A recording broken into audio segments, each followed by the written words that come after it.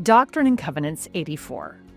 Joseph had traveled to Missouri at the end of March 1832, leaving behind Emma, who was both pregnant and grieving the recent death of their adopted baby boy. It was an incredibly difficult time, and after spending almost a month in Missouri, Joseph was likely eager to return to Ohio to be with his wife and in the comfort of his own rooms. But in early May, as Joseph and other church leaders traveled from Missouri to Ohio, the horses pulling their stagecoach bolted. Bishop Newell K. Whitney attempted to jump from the coach, but his foot caught in the wheel and it shattered his leg in several places.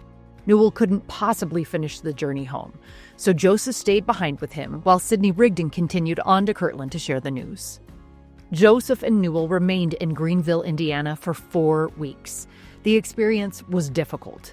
Bishop Whitney was in severe pain, and Joseph, missing Emma, felt weighed down emotionally and spiritually. But not far from the inn where they stayed, Joseph found a small grove of trees.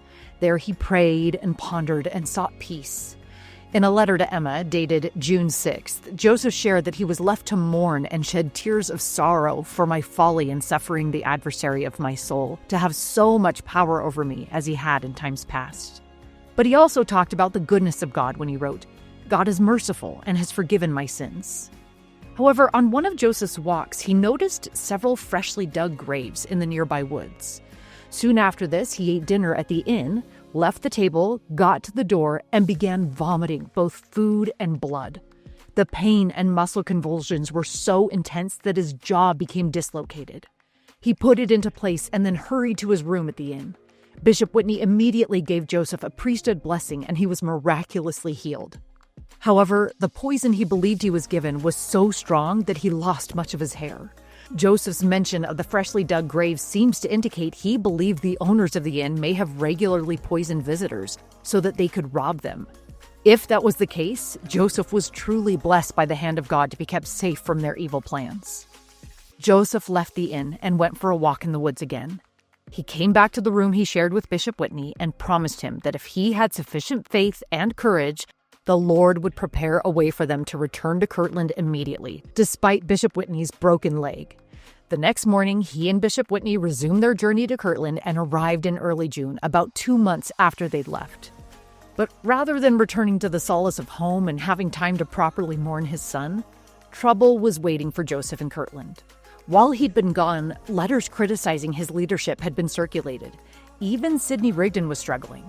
With Joseph, he had been beaten during the mob attack in March, but he'd been dragged by his heels across frozen ground with his head striking the hard earth over and over.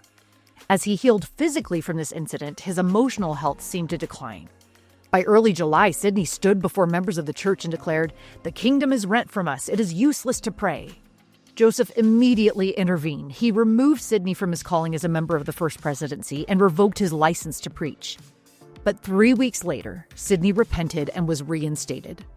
Joseph explained, like Peter of old, after a little suffering by the buffeting of Satan, he has been restored to his high standing in the Church of God.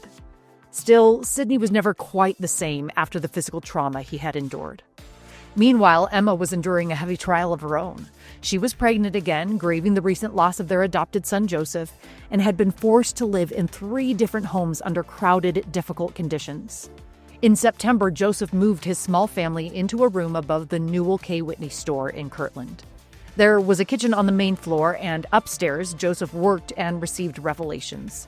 That space would become the church leadership's headquarters for the next 18 months. Around this same time, missionaries began returning to Kirtland from the eastern states. They brought stories of faith and growth and miracles. Joseph would later call this time a season of joy. But amid the joy, they had questions. The church was growing and leaders held priesthood offices, but not very many of them understood what those offices really meant. How was the priesthood supposed to function? What exactly had been restored? On September 22nd, 1832, Joseph met with a group of elders, and as he prayed, he received a revelation. And at the time, he titled it simply, "On Priesthood." The revelation seems to have come in 2 parts, possibly over the night of the 22nd and into the early morning of the 23rd. 6 elders were present at the beginning part, but then later 10 high priests were noted as being present.